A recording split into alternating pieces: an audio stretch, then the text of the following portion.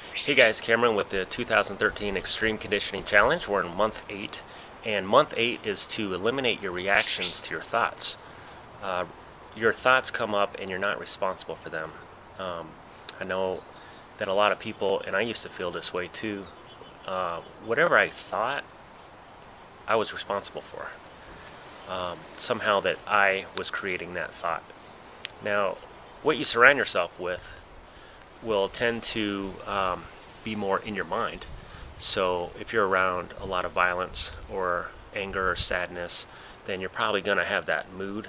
So you're more likely to have thoughts that are sad or angry.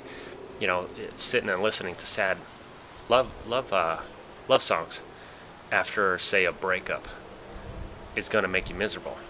So your thoughts are going to be a little more negative. Being around violence is going to put you in a mindset and wire your brain to be in more of an irritated state where you're going to react with emotion. So if you're around happy, optimistic people, that's the point. Not to live in denial and with your heads in the cloud, not be an airhead, but to look at things in an optimistic view. That way you can problem solve with whatever conflict is coming up. And with yourself, you can do this, and it's just observe the thought. And typically, I like to take 10 seconds if it's an emotional reaction and let that dissipate, and then I can look at it logically. This is going to solve a lot of problems with people who, if they react immediately, that just continues to build and fester.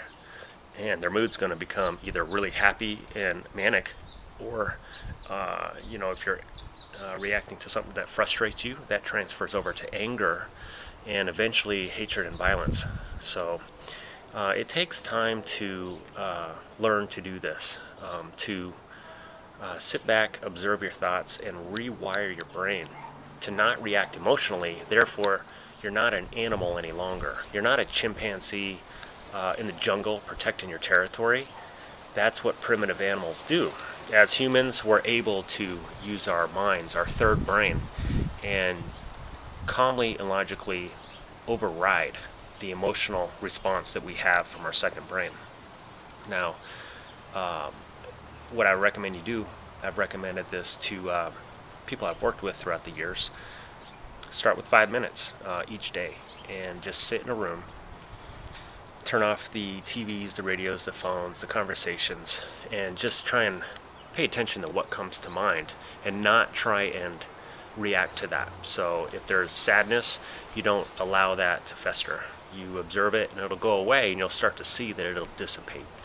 So this is kind of the fork in the road. In the past the past 7 months we've eliminated television and selling a car that you don't need. And we're getting closer and closer to the mind and what you can do to wire yourself to become something more. So this month, month 8, I would encourage you to start to do mental skills training. And mental skills training, the stronger you become mentally, the tougher you become, the more in control of your emotions you're going to be.